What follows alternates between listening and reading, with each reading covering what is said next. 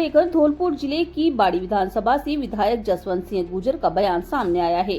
विधायक जसवंत सिंह गुर्जर ने जगन गुर्जर की शोक सभा में शामिल नहीं हो पाने की वजह स्पष्ट करते हुए कहा कि बीते दिनों वह अपनी पत्नी के जयपुर में उपचार में व्यस्त थे तथा उनके देवलोक गमन के कारण व्यक्तिगत शोक में होने से कार्यक्रम में नहीं पहुंच सके।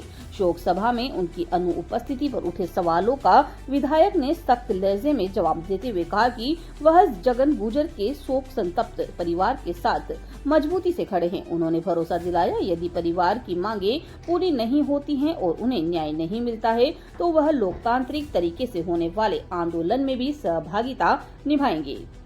धौलपुर से संवाददाता सचिन कसाना की खास रिपोर्ट। हेलो, सभी भाइयों को मेरा नमस्कार। पिछले 15 दिन से मैं जयपुर में था। मेरी घरवाली की बहुत ज्यादा तबीयत खराब थी और मौत से संघर्ष कर रही थी। अंत में तमाम प्रयास करने के बावजूद भी नहीं बचा पाए हम। ऐसा विधि को मंजूर था। मौत पे किसी का जोर तो है नहीं।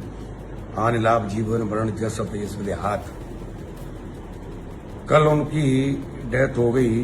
जयपुर से हम धौलपुर ले आए और उनका अंतिम संस्कार कर दिया गया।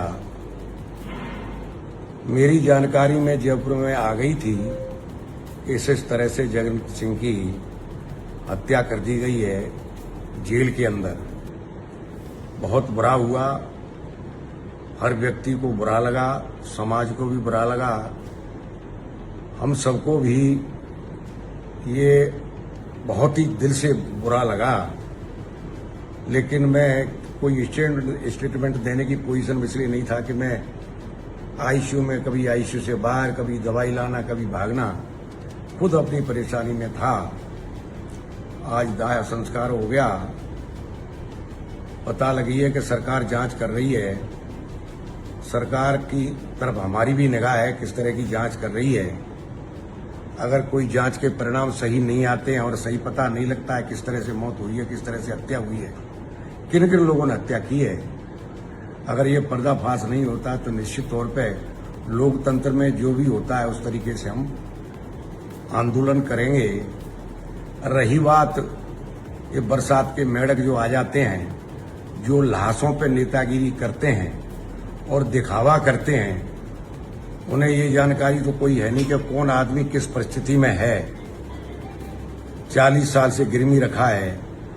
तुम 2 मिनट में तो विरोधी के पैरिया छीते हो, 2 मिनट में जो विरोधी है उसके पैर पकड़ लेते हो, 2 मिनट में तुम सरेंडर हो जाते हो, समाज की दुआई देते हो।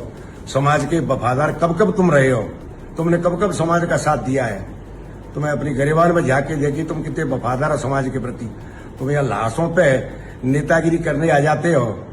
आखिर ये हम ही करेंगे और हम ही न्याय दिलवाएंगे। तुम केवल लाशों पर राजनीति करने वाले हो। कुछ बाहर के लोग आ जाते हैं जिन्हें कहीं ठिकाना नहीं है, पैसे लेके चुनाव लड़ते हैं बाहर के लोग, और यहाँ के लोग जो भयवश। अब ये अलग बात है कि परिणाम आ गए और तुम्हें अपने समाज का आदमी एमएलए बना लिया।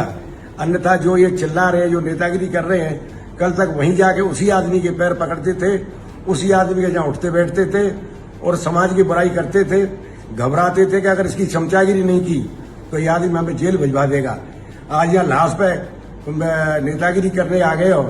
मैं भाइयों को बताना चाहता हूँ, उनके घर वालों को बताना चाहता हूँ कि आखिर में अपना ही आदमी काम आता है। ये बरसाती मेढक हैं, इनके बहकावे में नहीं आए। कभी पंडित और ढाड़िया, कहीं बेनू की दौर, ये रण में जूझे नहीं जूझन हारे। और हम काम आए हैं, हम काम आएंगे। हत्याएं पहले भी हुई है, एफआईआर हमने एसपी और डीएसपी के खिलाफ पहले भी कराई है, और अब भी अगर ऐसी कोई बात आ पड़ी तो हम ही साथ रहेंगे। इन लोग जो वक्त को देख के आ जाते हैं लाशों में राजनीति करने, इनसे सावधान रहें। मैं जिस दिन ये तेजी खत्म हो जाएगी मैं आऊंगा और वहां जाके फिरने भी मैं आऊंगा। मेरी लेकिन मजबूरी है इस समय। जिसके घर में विपदा होती है वही जानता है, जिसके परिवार में विपदा होती है वही जानता है। इसलिए मैं इन कारणों की वजह से नहीं आ पा रहा हूं। मेरा समाज से भी निवेदन है, घर वालों से भी निवेदन है, शांति रखें, लोगों के बहकावे में नहीं आए। निश्चित तौर पे सरकार न्याय देगी, न्याय मिलेगा। हत्यारे सामने आएंगे। नहीं आएंगे तो हमारी जिम्मेदारी है कि लोकतंत्र में हम उन हत्यारों को ढूंढ के मानेंगे और मौत का कारण पता करके मानेंगे कि किस तरह से जगन सिंह को मारा गया है, किनके द्वारा यह षड्यंत्र रचा है। वो सारी बात है, वो सादे पर्दाफाश हम करवा के मानेंगे। समाज धैर्य रखे, समाज शांति बना के रखे और ये चवन्ना छाप जो लोग आ रहे हैं नेतागिरी करने के लिए, जो पैसे लेके चुनाव लड़ते हैं और जो समाज के छोड़ के कल तक जो हमारा विरोधी था उसके पैर पकड़ते थे, वही लोग कूद के यहाँ बुराई करने आ जाते हैं। इनसे भी आप सावधान रहना। बहुत बहुत धन्यवाद।